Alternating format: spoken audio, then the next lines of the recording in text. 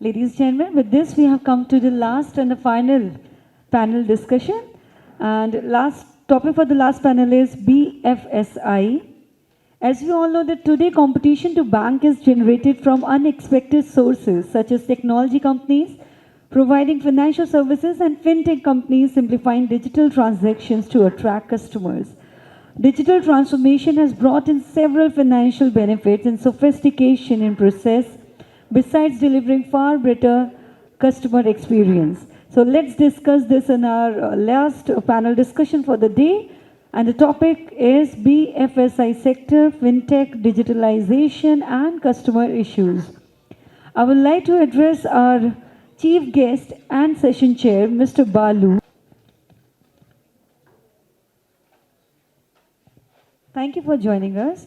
Now I would like to take this opportunity to introduce to you our moderator, Mr. Praveen Dwivedi, founder and president, Evoke India. Thank you for joining us.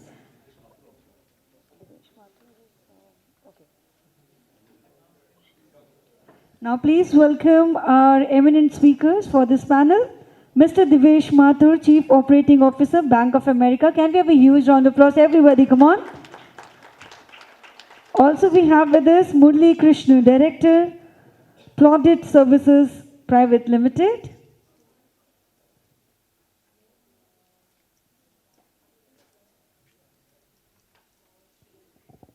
And last but not the least, our last panelist is Mr. Kapil Dev, Chief Business Officer, NCDEX. He will be joining us live.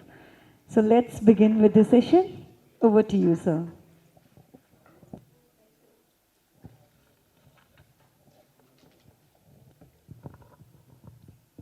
So, welcome once again to all of you on this last, but not the least, of course, because this is something which is the panel which has the, I think I would heavyweights of the industry, BFSI sector.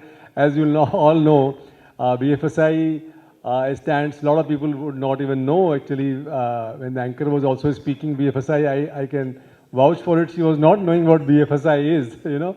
So banking, financial services and insurance, this is the sector which we all come from. And this is the sector which constitutes 45% of the world economy, I would say. And we have amongst us in the panel three eminent guests who will be deliberating on this topic. I was actually not very sure whether I'll be moderating this because Kapil Dev was to be there. Is Mr. Kapil Dev also there online? He's there. Okay. So without further much ado, I would start this panel and request Shri Balu Kanchappa sir, who is the regional director for the Reserve Bank of India for UP. I would request him to make his opening statement and open the theme which is for this panel. So, thank you, Dwivedi ji.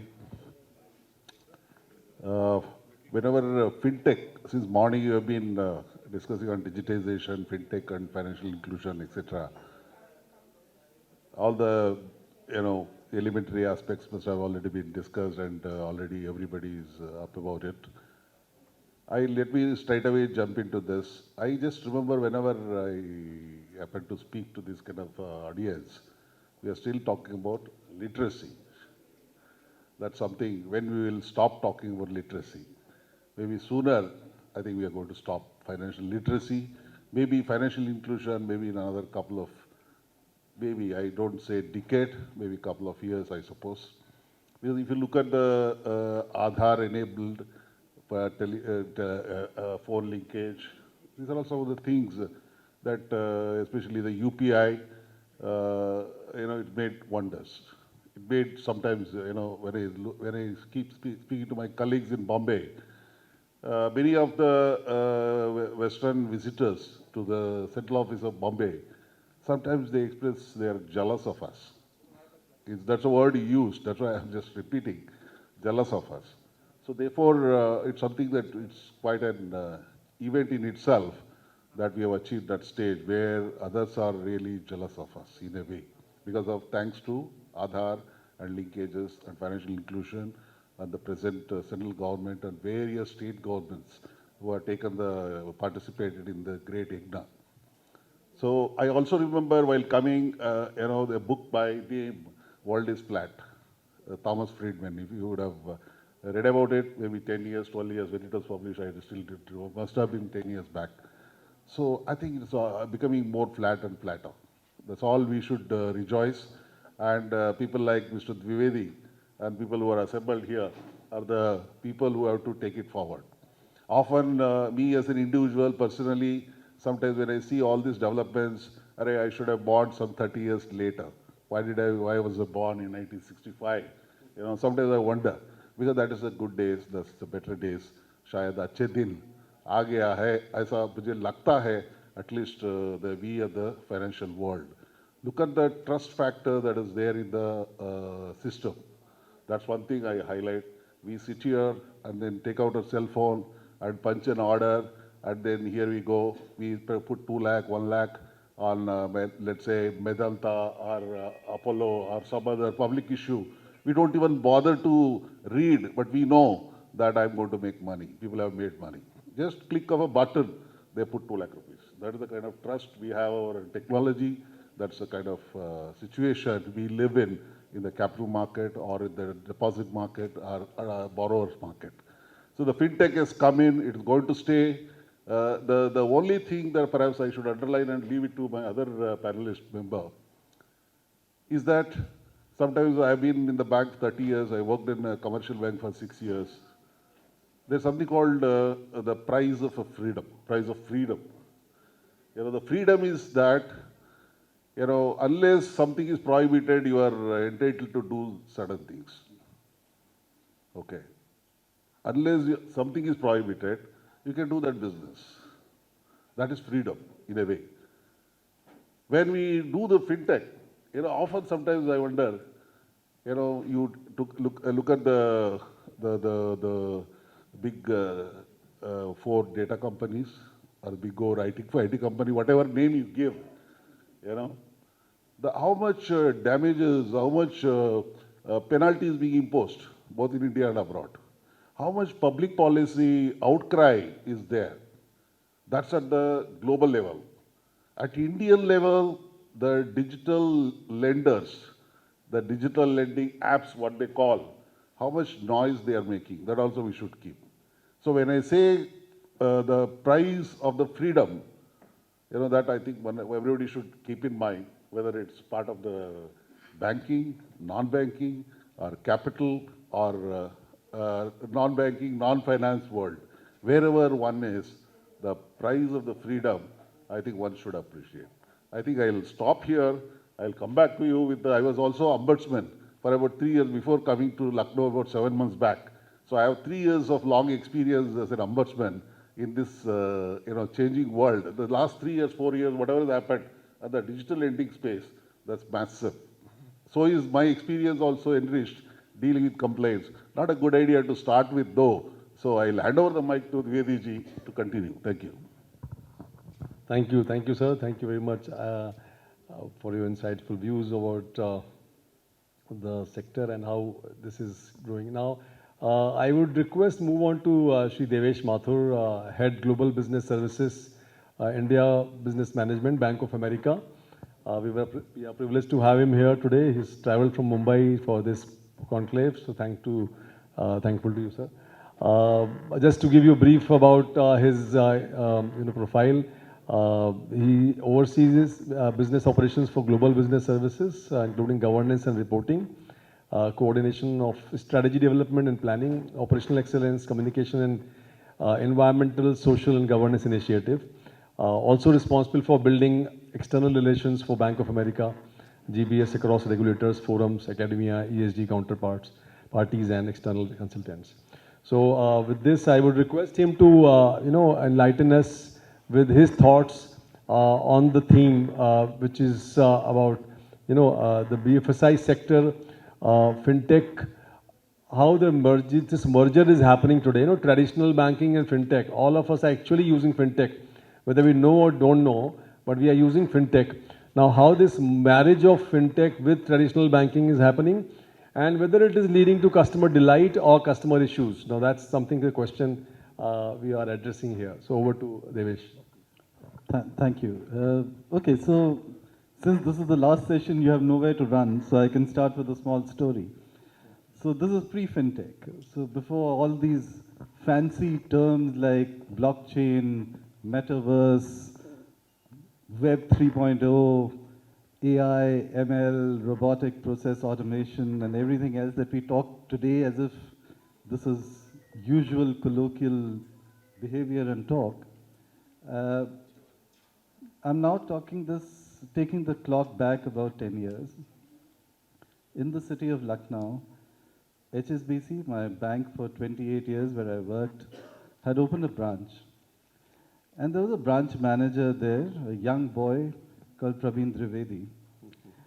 Praveen Trivedi took over the branch in Lucknow, and my parents, who I had with great difficulty convinced, please move your relationship from Union Bank in Hazratganj to HSBC in Saharaganj Mall ke samne location. So बहुत ही मुश्किल से I managed to convince my father. So he moved it finally. But his son was the CEO of HSBC, so it was embarrassing for him that he continued in Union Bank. One day he called me, he said, तुम्हारी वजह से account तो move किया, लेकिन अगर यहाँ रहूँगा तो प्रवीण की वजह से रहूँगा. So I said, ऐसा क्या हो गया? You know, what is it that Praveen's done for you that is so special? They said, he preempts my requirements every day. कभी वो मुझे कॉल करके कहता है that you have money lying in your account, uncle. Why don't you put this money into fixed deposits? कभी वो मुझे phone करके कहता है कि मैंने आपका पैटर्न देखा है, अब हर महीने आई एम कैलकाटा अपने छोटे बेटे की फीस पे करते हैं, can we automate this payment for you. कभी वो ये कहता है कि आपने एक 20,000 रुपये का बैलेंस हर महीने छोड़ रखा है, can we do something as an investment for you. So basically, Praveen, who's coincidentally sitting next to me today, even before all of this technology enablement came, had the human interest in being able to be solution orientated for a customer. And God knows what CRMS he might have relied upon, because surely HSBC didn't have that sophistication. But he took that ability to find real customer solutions and understand customer journeys, right? We'll keep talking about this in different contexts in today's day and age. Now roll the clock forward, right? Today we talk so much about Fintech. We talk so much about what has happened. Transformational things have happened, right? So let me again pause. The Praveen story tells you that you're basically today using tools to assist you in something that you were always expected to do. So fintech is not something that is redefining fundamentally what is required to be done at a human level, right? Now let's take the context of where this industry is today, right? And we're very fortunate to have the regional head of RBI here today, but essentially, fintech today in India is the flavor of the day sort of thing, right? We have approximately $9.8 billion of investment last year. It's slowing down a bit this year, but nevertheless, it's still pretty big. And the expectation is that by 2030, banking and financial services and fintech overall will be a 1 trillion AUM, right? It will be a 200 billion revenue model, which means what you have today will be multiplied multiple times over the course of the next 7 to 8 years. That's basically what this is all about. Now, which are the big pieces of fintech? And I'll take just 1 minute and then I'll pass off to the next panelist. But The big pieces of fintech or the big areas where fintech is playing a role today are as follows. The one that is touching all of us every day, which in volume terms is the highest, is payments and payments related technology, which is playing a big role. So fintech and technology for payments is the big thing. And as regulators, sir here, and he'd asked this question a few minutes ago in an informal chat to us, that what would this landscape from a regulatory perspective across countries look like? So payments and payments legislation and banking licenses for payments related activities is a hot topic. And we know that today RBI may not have given full-fledged licenses to payment-only organizations, but other countries are doing it and we may follow, but that's under consideration and that's one area of huge transformation. The second area, which is in terms of revenue, the biggest opportunity in India is lending. So lending fintechs, because lending, as you've heard right through today, has got multiple nuances as well. And something that has really been highlighted over the last two sessions in particular is that lending shouldn't always be seen as retail. Yes, there is a lot of retail lending transformation through fintechs that is happening because people are now saying pay now, or rather buy now, pay later. People are now saying that, okay, we will preempt for you your cash flows or whatever might be the methodologies at play, but retail is big, but an even bigger opportunity lies within MSMEs and the smaller businesses, where fintech can be a disruptor. The third area, which is obviously quite easily understood by all of us, because this is the subject for today, is wealth. Wealth, fintech. Fintech in the wealth distribution, the wealth manufacturing, and the wealth management space. Then insurance. Insurance is a huge area again for fintech. And finally, neobanks, because neobanks are basically utilities today, and they are not necessarily today, as per regulators' will, which is the right thing to happen, allowed to operate entirely on their own. They need to be bolted on to the infrastructure of the traditional licensed players. And this is all eventually boiling down to trust. I'm not going that lane down, but it's an important aspect. Sir touched upon it before he gave it to me as the mic, right? So I think the whole idea is you understand these are the big areas, okay? Now to last part of Praveen's question, what do the big banks think versus what are the new banks? There's a very interesting survey that was done in India, and it was carried out globally as well by Ernst & Young. I would request that most of you who have the ability to check the EY website, look it up. It's a recent thing.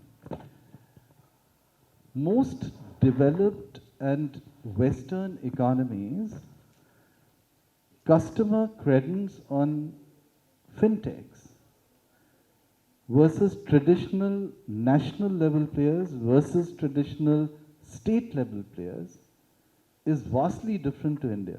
So if you take the United States, in the United States, as per that survey, 33% of the people polled were happy to go with a fintech as part of their total banking relationship, primary banking relationship, PBR. And the percentages for national and state players was also interesting. In the US, the state players scored higher than the national players. So there they don't care as much as we do here, that they're happy to go with a state bank, a state level bank in Arizona or anywhere else and in any other state, as much as they don't necessarily give extra weightage if you're a all across the US player like Wells Fargo. But you take the same thing in India, as per that survey, 92% of respondents entrust their primary banking relationship to national level players. Okay? So a much higher percentage of people want to go with national level banks. The state banks of India, the ICICIs, HDFCs, etc., and a single digit number of respondents only across age groups would put their primary banking relationship into a fintech. So, Praveen, to answer your question, I'm sorry it took me so long to reach there, is that yes, there is disruption. Yes, fintechs will disrupt the model for everybody. It will have to be a collegiate environment where traditional players marry fintech capabilities to either their core or collaborate. They have to platformatize to be able to do that. But at the same time, that whole basic foundation of trust in a country like India is still very much in the hands of the traditional banks.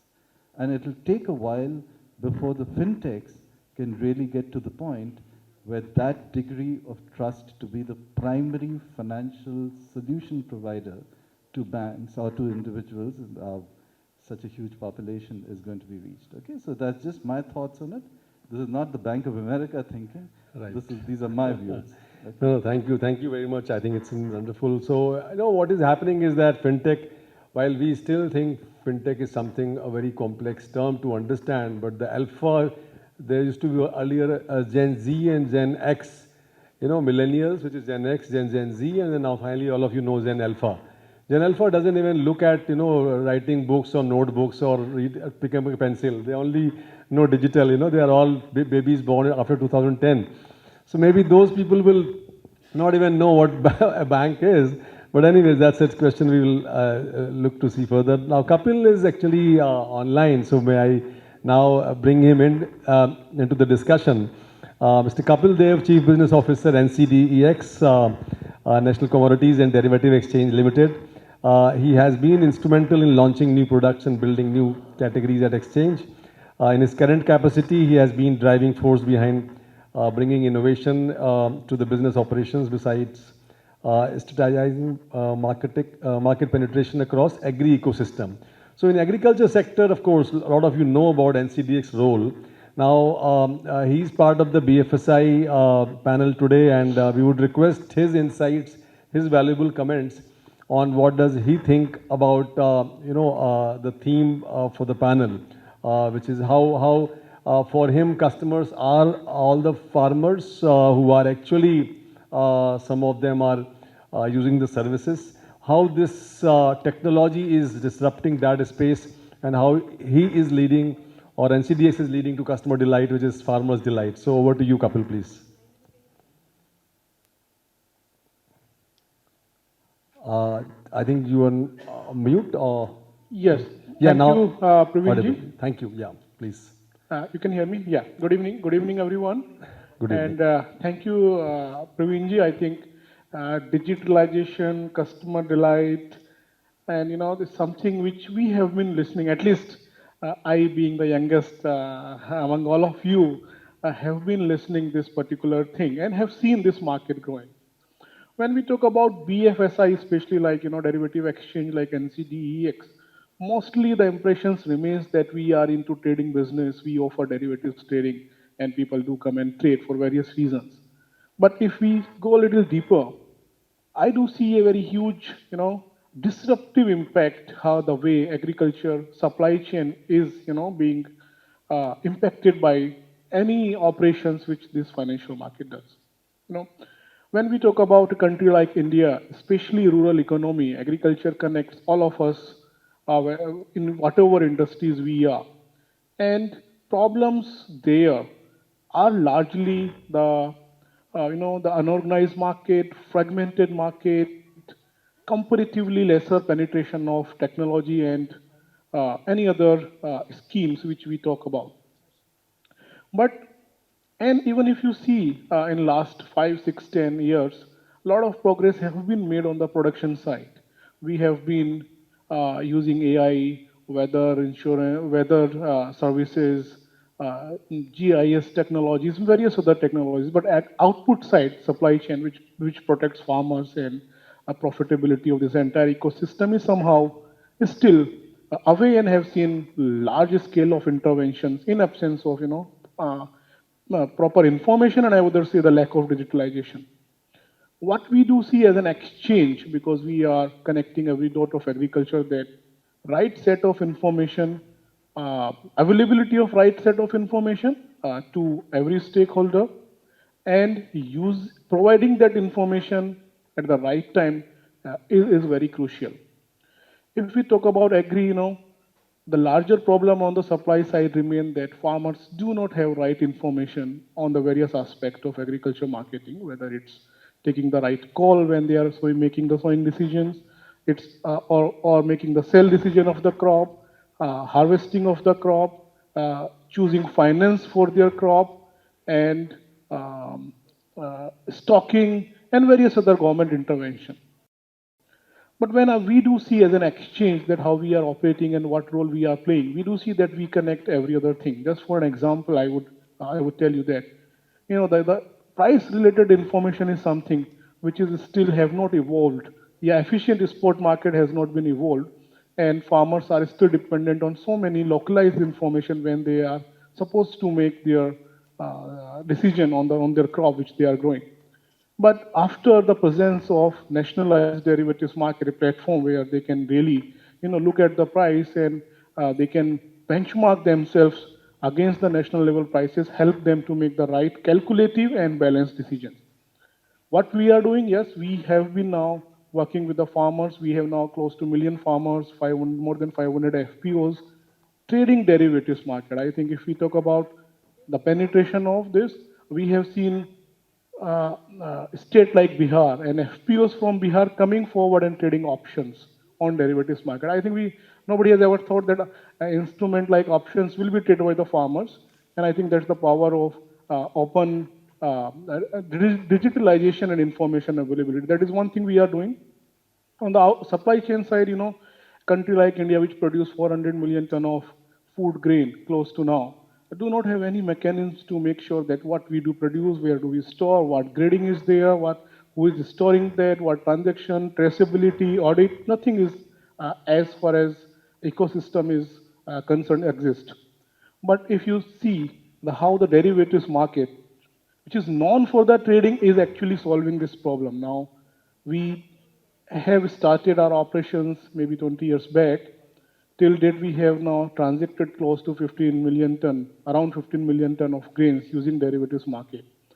And we in the system can tell you that every single grain being traded on exchange platform or delivered or deposited, who deposited it, who produced it, where it was deposited, what price it was sold, what grades it has, what was the shelf life, everything about it. And that is still continued. So a lot of awareness about the quality in terms of, agriculture commodities being produced is going to the farmers. Standardization is happening, and it's happening for a reason, because they want to connect their goods to the national level prices. So that is one thing which we are doing. After introduction of ENWR, financing of agriculture commodities have become much more easier. Acceptability has increasing. Recently now we have closed 1,000 crore of finance in one financial year against the ENWR, which is again encouraging. And over and above, Praveerji and respective audience, that, when there is a developed financial market, digital developed financial market, it brings a lot of information to the ecosystem, whether it in terms of prices, whether in terms of research, whether in terms of forecasting, whether in terms of update on the international prices, update on the financing, or any other major activity which impacts. So that is the indirect impact we do see having a derivatives market. When we started our operations, it was like, no, farmers' response was that, no, we believe APMC prices better than what you are, because we don't know what futures markets are. Now, when we go to the farmers, the thing is that, please tell us, yeah, we use futures prices to make a decision what crop need to be sown and what crop need to be stored, or what decisions need to be made. So I think there is a direct impact on the decision making by the farmers, which is 45% of our population and a larger part of our GDP, and helping them. What we are doing to reach to our customers, we have identified this as a core, area for the development of agri-derivatives market. We do connect with almost all the FPOs who now exist. We have close to 1 million farmers who are now registered with exchange. We do disseminate exchange and related information prices to lakhs of farmers through various services, whether it's SMS or any other app. And over and above, almost 400 APMC market are there where we do provide a ticker where prices of various mandis and spot markets are being published, along with any other information which we do. So that's from my side, Praveerji. I think Thank you. Thank you. Thank you financial very much. market brings transparency, and yeah, thank you. No, thanks a lot. I think it's indeed wonderful, in terms of आज किसानों के लिए हम लोग जब किसानों के पास जाते हैं तो कई बार ये लगता है ये सारे टर्म्स जब यूज़ करेंगे लगता है कि शायद किसानों को नहीं पता होगा, लेकिन जैसा कि कपिल देव जी ने बताया कि बिहार में एक ऐसा किसान है जो कि एनसीडीएक्स के प्लेटफॉर्म पे डेरिवेटिव ट्रेडिंग कर रहा है, तो और जो जिस तरह की इंफॉर्मेशन अवेलेबल हो रही है आज इस माध्यम से डिजिटलाइजेशन से, चाहे वो प्राइस की हो, चाहे वो क्रॉप की हो, चाहे वो फोरकास्टिंग की हो, तो ये सारी चीज़ें प्रैक्टिकल तरीके से डिजिटलाइजेशन के माध्यम से किसानों तक पहुंच रही हैं और मुझे लगता है कि ये एक बहुत बड़ा ट्रांसफॉर्मेशन है जो कि फाइनेंशियल मार्केट को फार्मर से जोड़ेगा। और जैसा कि इन्होंने बताया कि 500 के आसपास करीब एफपीओज अब ऑलरेडी इनके साथ जुड़े हुए हैं, 10 लाख किसान जुड़े हुए हैं, तो this is just a journey which is going to unfold in a big way and let me tell you $5 trillion की अगर इकोनॉमी इंडिया की होनी है तो वो सिर्फ़ और सिर्फ किसानों के बल पे ही हो पाएगी और कोई तरीका नहीं है।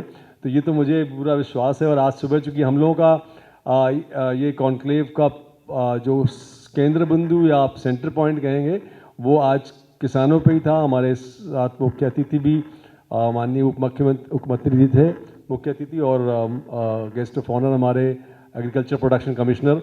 तो हम लोगों का भी ये उद्देश्य है कि कैसे हम फाइनेंस को ज़मीन से जोड़ सकें और उस ज़मीन पे सबसे ज़्यादा इम्पोर्टेंट आदमी किसान है।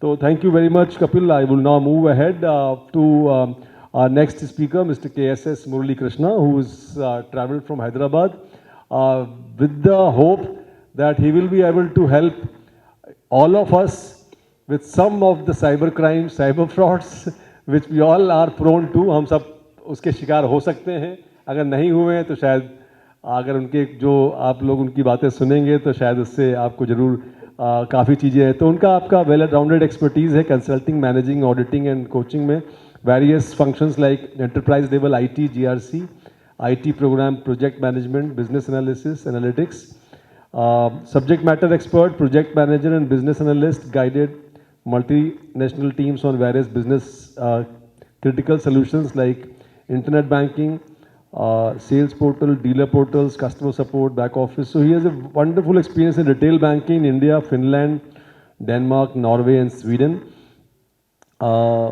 He has, of course, been a member of the committee on information security governance framework for banks by IDRBT India.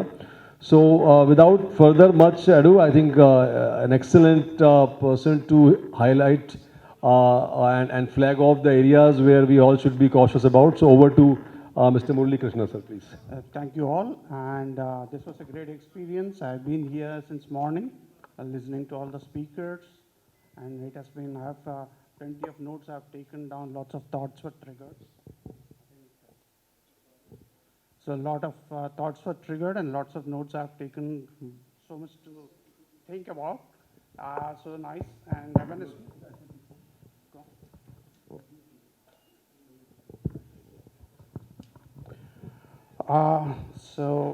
when I thought about, heard some of the things that have been said earlier, the Ombudsman brings me back to the olden days of the outward bills clearing. They were the topmost. 30% of the complaints to Ombudsman were on outward bills for clearing. And people used to pay a lot of money, 2%, and postage and other things, had to wait for 10 to 15 days. When Sir was talking about the digitalization, and we had these online remittances, the total profitabilities were also had to go down because of non-interest income going down. And fintechs unbundled most of the banking. So now the banks are also challenged for other sources of incomes as well. So when I came for this particular topic on this days for BFSI, so I had to incorporate the security which I am required to, I'm good at, and the training part which AVOC does, the digitalization, the subject, and the finance, and how, and in the context of fintechs. So these are all the things that I had to bundle together so that it would be relevant to the discussion today. Basically, when it comes to cyber security, cyber hygiene, the mindset is all negative. So, as picking some word from what Sir has said about freedom. So you don't have to give up a freedom, but it's a freedom to do more business in a challenging environment or in an internet which is very hostile, unpredictable, and which is not secure. So when we see so I just, I prefer to use the term cyber hygiene. It has been there, but it looks more positive rather than saying cyber security or some other negatively associated terms. So most of the people, most of you, what I will be saying would know, you know already about what I'm trying to say and other things, but are we putting it into practice? Knowing is not doing. So the most problem comes with most of what we hear looks very apparent, but what are we applying in our day-to-day behavior? That's very important. So the cyber hygiene is to bring about that consciousness to change our behavior in a day-to-day basis so that we transact any amount or any number of transactions on the internet platform or on the fintech platforms or on third-party platforms with confidence. So last year, if you have seen, there were about 12 crore attacks in India. About 14 lakh were reported by certain as compromises or as incidents in parliament. We were third in Asia for being attacked. And most of the small SMBs, small businesses, lost close to 3 to 7 crores whenever they got attacked. So this is the mid 25% to 75% bandwidth, where it was about 3 to 7 crores. So most of the cyber victims are individuals. When it comes to that, the numbers are high on the individuals as well. But there are different types of crimes are there. Police is not able to figure out or even now catch, apprehend people beyond 3 to 4%. And if the money is lost, the police is not responsible to bring it back. They're only going to apprehend the culprit.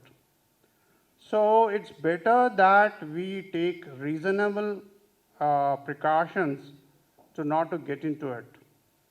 It's not that we are too big to be attacked, even small are attacked, because these days the whole thing is run by AI. If you are using AI for analytics, even the hackers are using it for analytics. They figure out who to, what is your vulnerability, where you can be attacked with what, and they attack you.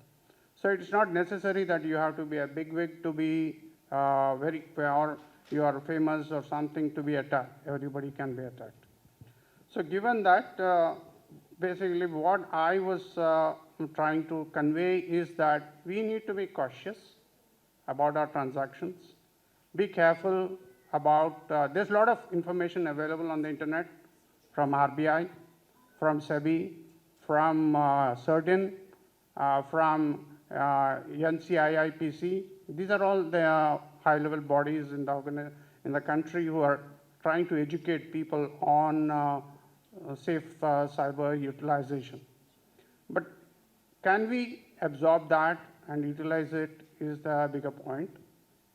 So I feel that it's better that we start looking into cybersecurity as one of the important requirements for conducting business and taking on our own business growth and projections, and it should be part of our strategy.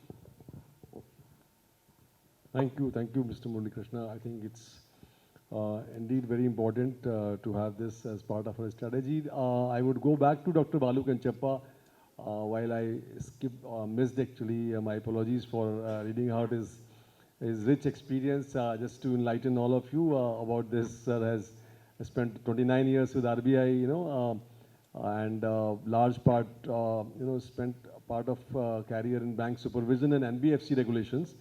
He has inspected 7 out of top 10 large banks in terms of market capitalization under RBI's supervisory framework. He was head of Central Fraud Monitoring Cell of RBI at Bengaluru. Of course, worked with Corporation Bank for 6 years in corporate sector. Worked as member of managing many committees at international level. Peer review committee for reviewing the financial system of the UK, United Kingdom, Chairman, Deputy Governor, Central Bank of Brazil, constituted by Financial Stability Board, Basel, FSB, and expert team to evaluate the Mauritius banking system. At national level also, national risk assessment on AML and terrorist financing in banking sector. He has been a Fulbright scholar, spent 6 months as visiting scholar at the Rutgers Business School, New Jersey, USA. So a lot of credits to his profile, and now I would request sir, how Reserve Bank's role in terms of as a regulator. We all know that bankers bank, how the interests of the depositors are protected. So that is one very, very important area. So I would urge him to speak on that.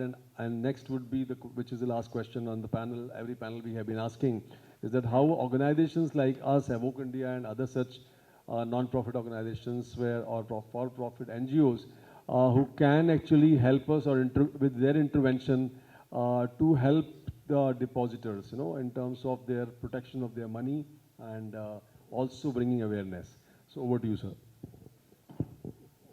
Thank you. Regarding the first question,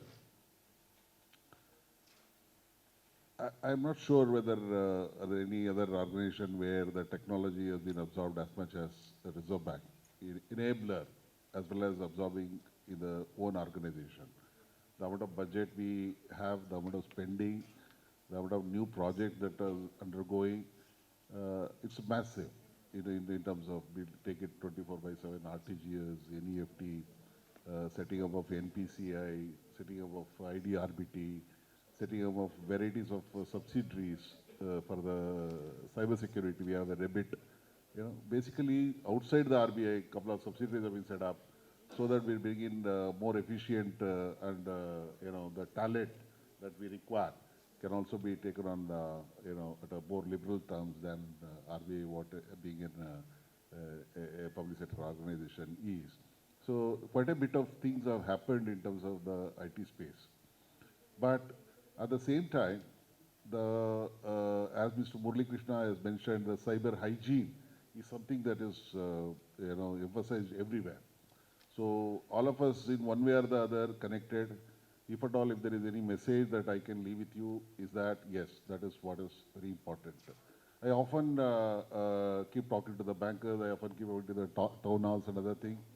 I keep telling bankers that look, now we have reached a point of no return, in the sense that the brick and mortar branches which you used to support the customers, correct, you can't any longer support. Meaning, if you keep your ATMs down for 2 days, 3 days, or your internet banking down for 1 day, or your UPI, or IMPS, NEFT, I can bet your branches will not be able to manage the queue in front of your branch. You can't manage the customers if they walk in the way they are used to. How many of you have visited a branch now? I am not. Last 1 or 2 years, I have not gone to my branch at all. Correct. Same is the case, I am 100% sure. So therefore, the kind of architecture that we require in terms of the massive build-up that has happened in kind of financial sector, be it capital market or banking sector or financial market. So therefore, it is essential that cyber hygiene. One aspect that I would like to emphasize is that the banking is a network effect. There is something called network effect. Imagine, I'll just give an incident. Some years back, This particular not so very big private sector bank, very small you can say, they had a ATM network, they had a POS machine set up everywhere all over the merchants. And then people from all over the banking system, they swipe their card for drawing the money, ATM or POS machine. And actually the user ID, or rather the number and the PIN number have been captured and then stored in their server. So that has been hacked. Mind you, it's not 1, 2, 3, it's something like 2.5 million card numbers and along with the PIN numbers. Okay. One is that those are all numbers apparently sold in the dark web. I understand at that time I was in the fraud monitoring cell. So they sell it at 1,000 cards, card number and PIN numbers for as low as some $5, $3. It costs around $10, $15 to buy a card writing machine, maybe in Amazon or wherever they can. So if you have the card number and PIN number, you can write and then you can attempt in the overseas ATMs. That's what exactly happened. All of a sudden, the complaints on the card misuse start coming from all over the globe: Ukraine, Canada, East Asia, West Asia, and East Europe, you name it, China. All over our cards were misused. So now the point is this, that this small bank, who only had ATMs and also POS machine and taken the, these 2.5 million cards belonging to the big banks, what is the liability of this small bank? Can they keep the liability? It's a different matter that the card replacement happened. It's a different matter all the large banks were party to this. They lost through a small bank. So the issue is that in a network situation, the strength of the strength of the chain, they say that is the weakest link. So every link has to be strong. That's where the challenge that comes into picture. So therefore, whether you are an aggregator, whether you're a bill collector, whether you are just running a QR code kind of situation, wherever, everybody has a role to play. So that is where the regulator's role becomes very, very tough. How are we going to protect the trust of the situation? We don't know now, when you do a Google Pay, how many independent units, independent legal entity it pass through. At least I don't know. When you do Phone Pay, when you swipe a card, you don't know how many people take the share in the income of the merchant discount, whatever they call. How many people participate in this process? So it's again network effect. So therefore, the hygiene has to be protected at every point of interface. So quite a bit of things have been done by RBI. Again, I can say the second factor authentication, OTP-based authentication, etc., is something which is relevant for, more relevant considering our law and order situation where enforcement is certainly not up to the level. Varieties of initiative RBI has taken, educated the police, we speak to the police, we took the cyber security, cyber cells of the police wing, but still a long way to go. So since you're all part of the system, it's our collective responsibility. That's what I feel. Insofar as I was mentioning to you that I was an ombudsman. So nearly 40%, this year it must be more, I suppose, 40% of the complaints that is received, around 3.5 lakh complaints is received all over the 22 ombudsman office. Nearly 40% is connected with the digital. That is ATM, debit, credit, varieties of what you call digital transaction. So one of the senior banker used to say that in another couple of years, maybe another 4 or 5 years, this 40% may become 80%. So this is the challenge again we have to face. In fact, incidentally, I should mention this month, November, Reserve Bank has taken a massive, intensive advertisement campaign through our regulated supervised entity.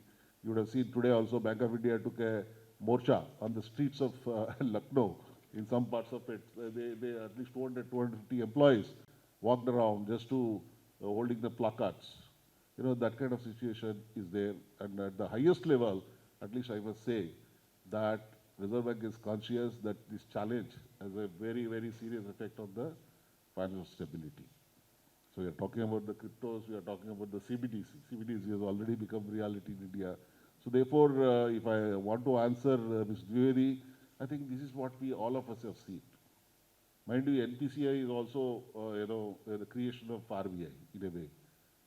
So therefore, this is something we should be proud of. But again, I must say, it's a collective responsibility of the system. People like Dwivedi, who have quit their corporate job, banking job, and they're into NGO, it's something, it's delightful to interact with him. In fact, recently we also are setting up, or rather the last 3 years the work is on, we are setting up a central, CFL, Center for Financial Literacy, where around 160 or so, Center for Financial Literacy, with a 3 years budget of 27 lakh rupees or so we spend on CapEx and OpEx. And, the NGOs like AWOK, recently we onboarded. In fact, I was so happy to meet Dwivedi just about a month or two back, I suppose. Yeah, and I didn't know that they do such a wonderful conclave like this, and this is on 5th year, I suppose. Yeah, 5th year. I must certainly say that it's a thoroughly meaningful venture or an event. I wish them all the best. Thank you. I don't know whether I answered the second question. In a way, because, so, am I audible? Yeah, okay. So, thank you, sir. Thank you very much. I think the amount of work RBI is doing now, and but one thing is, rider, which all of you know that ombudsman के पास अगर अभी 40% complaint आ रही हैं 3.5 लाख में से जो digital की complaint होती हैं, तो शायद 40 से 80% नहीं होंगी तो 60 तो हो ही जाएंगी. तो उसकी तैयारी हमें रखनी है, और उसी के लिए ये कॉन्फ्रेंस है कि हम लोगों को कोशिश करनी है कि साइबर हाइजीन की जो बात करी कि हमें अपनी तरफ से प्रिकॉशन लेनी है, which is very, very important. So I think very quickly, we are now running out of time, so very quickly I'll ask in a couple of minutes first to Mr. Devesh Mathur that what he thinks should NGOs like Evoke India Foundation should do, Evoke in this area. So over to you, sir. एक तो doctor बालू के बाद मुझे ये मत पूछा करो please, because that has been answered by the ultimate authority in the room. But बहुत ही सिंपल सा है ये प्रवीण आंसर, कि बहुत दफ़ा ये होता है कि एक टूल या एक मैकेनिज़्म या कोई फैंसी लेटेस्ट डेवलपमेंट के बारे में ऐसे बोलने लगते हैं लोग कि that's an and by itself.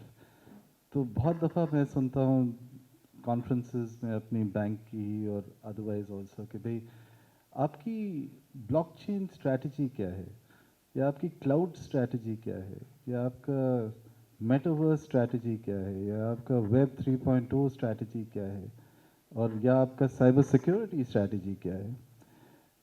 To be honest, there can't be a cyber security strategy और a cloud strategy. There has to be a client strategy. There has to be an end business strategy.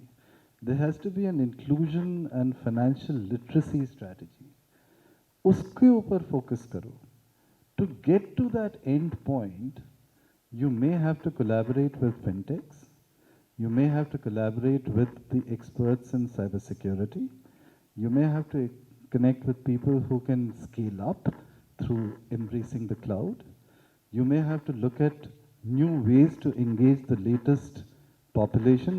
Now suddenly I see a few youngsters here, which could be the metaverse. That could be a strategy or whatever. Everything in terms of these new terms that are being used are only a means to get to an end, right? So your focus should be to relentlessly focus on that goal itself, right? But educate people, as Dr. Balu was saying, on what are the pitfalls in running with that strategy. So if you are going to say that I'm now going to be able to do everything on the phone and everything digitally, what can be those risks? And I think enough people, including Murli, have spoken about what can be those specific safeguards that we can have. And Avok plays a huge role, especially now that you've got mandate to go into so many districts, to include all of this as a part of your narrative. But your fundamental narrative should not change, and it shouldn't be that you get derailed by any of the other so-called trends which take you away from your core objective. I think that's the only little piece of advice I can give you, Praveen. So I'll just bring in Kapil on this discussion before we move to Mr. Murali. In terms of specifically while Pan India also we do work with farmers, but one single point or 2-point action item which Kapil you think NCDX or we at Evoke India can together or marketplace like yours can do to help improve the farmers' inclusion more from north or maybe specifically from UP, I would say, while Western UP is partly inclined towards those kind of understanding, Eastern UP is not at all. So what do you think is something which we can do? Thank you, Praveenji. First part, I would like to just comment that, which is not your question, but because it is being talked, I think Indian financial market have improved a lot over a period of time, and we have seen now a lot of new regulations, largely focused on protecting customer. And we can say now, being the MII as a part of Indian financial market, that India is one of the most protected, investor protected regulated system we have. Yes, it's challenging for us as well to, keep pace with improved technology. Yes, people do come and ask what is the blockchain strategies you do have, and what is the next level cyber security you are coming up with. But I think a lot of awareness need to be created. With this regulated ecosystem, there is a parallel unregulated system is working. We have seen what happens in FTX, and if anyone of you, right? So there are challenges to keep people on track, not allow them to divert it, because flow of information is so fast in the digitalization area, you never know where you have been reached to. And that is what, as an exchange, we keep on doing. Whatever we do with our customers and with the client, and especially at the very primary level, we do engage with the farmers. 90% of our efforts remain creating awareness and making sure that whatever we are talking is not misutilized by anyone else. And because we have seen, we talk people about hedging and risk management, and they are trapped after some time into some speculative trading, and then they blame the entire ecosystem. So our focus is one. I think with Avok, Praveenji, a lot of information need to be provided, a lot of awareness need to be created, and we are working with you. The major challenge with the financial market remains that still people do think that derivative is a financial market, and we sitting in Eastern UP or Western UP cannot trade. So awareness on the various concepts related to market need to be created, which we are definitely doing with you, and we need to take it little to the next level. We are developing certain very interesting concept like price insurance to the farmers, and we are now working with various bank and bank broking to develop the models, and giving price insurance in advance to the farmers the moment they do the sowing of any crop, which is a successful model in China, which they are using. We are working on that.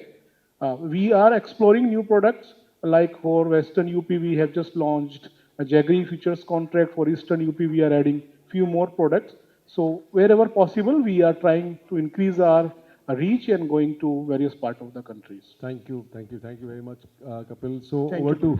to Mr. Murali now for his parting comments and guidance. So just coming on some of the earlier remarks that the traditional banks have a better trust than the fintechs, as one of the observation was. So traditionally, the banks were actually incorporating or taking on only tried and tested technologies. That was one of the basis for the trust that you develop on a technology having been deployed on different scales. So fintech is now trying out with newer models. Now, like you will have digital banks, you could have account aggregators, and so many other, being metaverse or AI. All these things are going to come in where we are talking about speed of 10x or whatever. So when the speed is there, so when you're putting a very strong engine, you need a strong chassis as well. So it's necessary that the base infrastructure is secure, strong, scalable, and it takes on the kinds of shocks that the faster speed brings in. When we look at the, one of the comments, one of the observations was about the necessity for all the people in the chain to be secure enough in a financial system, because there is a network effect, as it was being mentioned. It is about, it can propagate, the risk can propagate. And the hackers are also trying to get to the weakest part, or the suppliers or somebody along the supply chain to hack into the bigger systems, because they are trusted. Let's say fintech is there, fintech systems are trusted by a bigger bank. They can get to the bigger bank through a fintech. Fintech, if it has a weaker security, they can be broken in and taken in. So the payments network, there are a lot of players. Most of the fintechs think they're putting in the cloud. Cloud is secure. But in cloud, if you see, there are two parts. One, security is taken care by the cloud provider. The other is by the client. That is, we should ensure our role in securing the cloud as well. Because I have done some audits of NBFCs, fintech companies, P2P providers. I have seen that they have been feeling secure having put it on a cloud. They say the responsibility is there. According to a regulator, RBI, it vests with the organization. If fintech is putting in cloud, fintech is responsible for it. When any kind of an outsourcing you do, please ensure that security is taken care by the outsourcing agency as well. And coming to the last question about what Avoc can do is what we see from most of the regulatory guidance that is given along all the platforms that we see. They are not, the essence is not understood by the players, because that's a little cryptic. You need to be aware of the security context for it to be implemented. So Avoc can come in and try to bridge that gap between what the regulators are asking different smaller organizations to do and what the organizations need to do. It could be training the individuals who will be the, when they are going into the villages and looking at the users of these fintechs or technology products, digital technology and all, or the MSMEs, be it fintechs, other organizations which do not have an internal resources and capabilities to understand the regulatory requirements and implement and absorb them. And as sir has pointed out, it should be part of an integrated risk strategy. It's not a piecemeal strategy for business one and security one, technology one. So it should be an integrated, so all of them should work for your business building. Thank you. Thank you. Thank you very much, Mr. Murali. I think a very valid point that how we at our level can bring and simplify what regulations require, how people comprehend the requirements or the security related requirements. So this is what we do, and when we go to villages, the biggest challenge is to simplify things. More you, I think, simplify because in most of the financial literacy sessions we see after first 10 minutes people go to sleep because it is not something anybody would like to listen more. They would, in case there is money lying on the table, 2,000 rupee note, people will jump onto it. But there's a book of finance lying on the table, hardly anybody will look at it, So it is as simple as that. With that note, I think I really thank Kapil and our esteemed panel here on the dais for taking this time out while we are again very Sorry for the delayed a little bit. I think we got a delay on the behind the schedule. So thank you very much. May I request Chandni to please bring the memento presentation, please. Good evening, everyone. Thank you, sir. Now, I would like to begin by thanking all our eminent speakers for this panel by presenting mementos. First, I would like to call Mr. A.K. Singh, ex-CGM, NABARD, to present memento to Dr. Balu Kanchappa ji.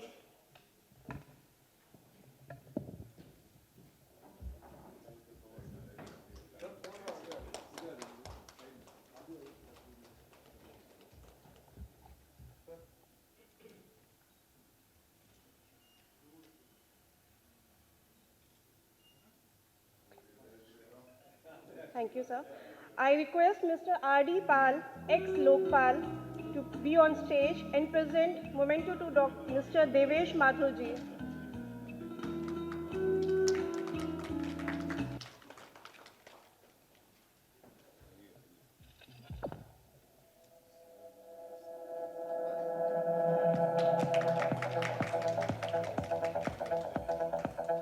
I would request Dr. Deepthi Dwivedi, MD Earth Vipra and former principal DPS, please be on stage.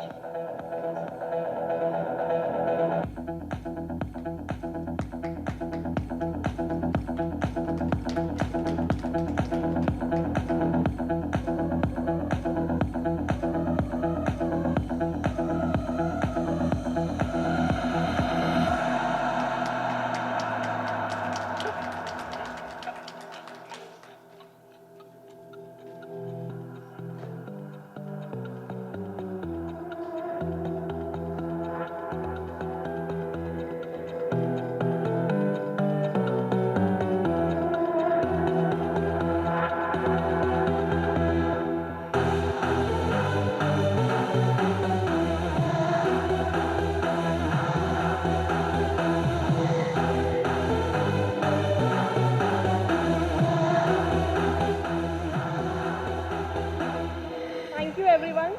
Now it's time to appreciate our trainers who are conducting investment awareness program Pan India. First, I would like to request Mr. Gautam Mohanty, sir, to be on stage. Gautam, sir.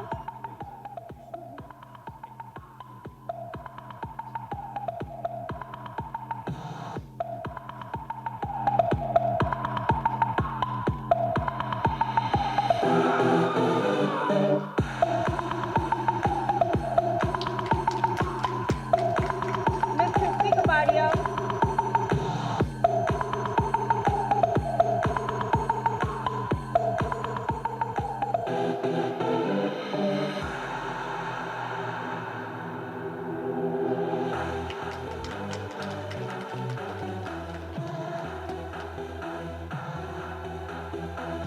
On behalf of Mr. Ankur Bhatnagar, I would like to call Mr. Bhupendra Pal Singh to receive his appreciation letter.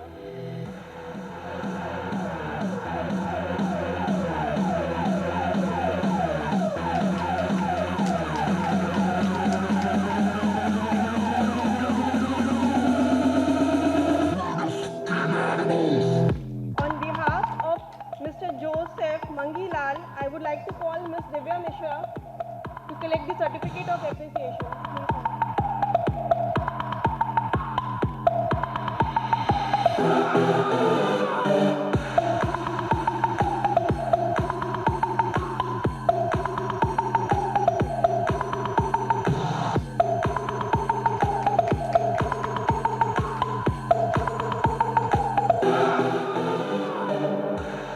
On behalf of Ms. Supriya Agarwal, I would like to call Ms. Sushmita Srivastav to be on stage.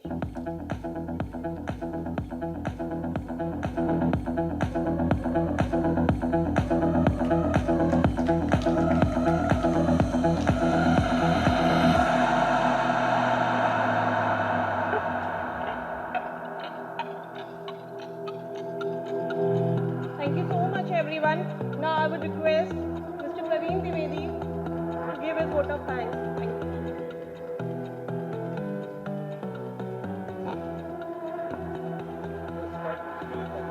think this is, as they say, all that ends well. I think is something which is, what is that? Something which has to have a good ending also. So we are actually thankful. It's today, 24th November, being Thanksgiving Day. In every moment of today's day, when we started at 9:30 today morning, we were all having so many thoughts about how the session will go and how the conclave overall will go.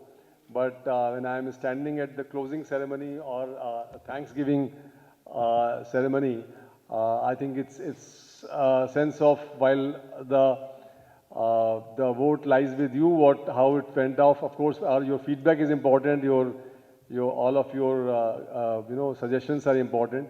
But I feel standing here satisfied that overall we ended up closing on time, and of course with a lot of fruitful, enriching discussions which happened with so many speakers. So I would certainly like to thank the panelists for this session, especially Dr. Balu Kanchappa, who could take out his time and who we are so very thankful to. Big round of applause for sir for being here and sharing this session today. And thanks a lot to Mr. Mathur, Devesh Mathur, again being my ex-colleague and of course always been very supportive, and we are also welcoming him to our advisory board. So please a big round of applause to him and Mr. Murali Krishna for traveling from all the way to Hyderabad, being here and helping us understand the subject. So big thank you to you, sir.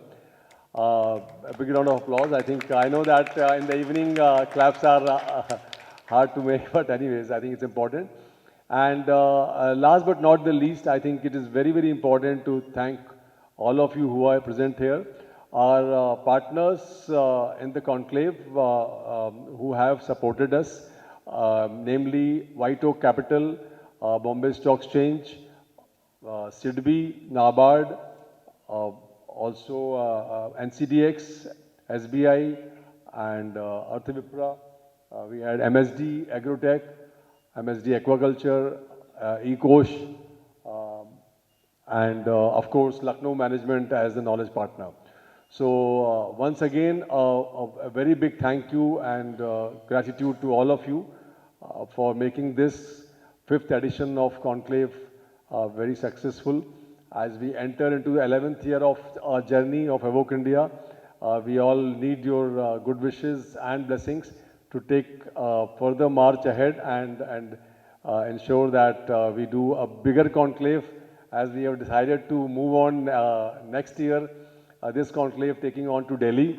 So that is something which our board had decided in the last meeting, that we should now move on to Delhi.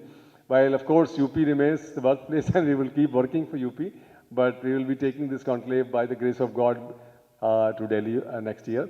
So thank you very much. Please come and join us for a cup of tea and coffee. Thanks a lot. Thank you very much.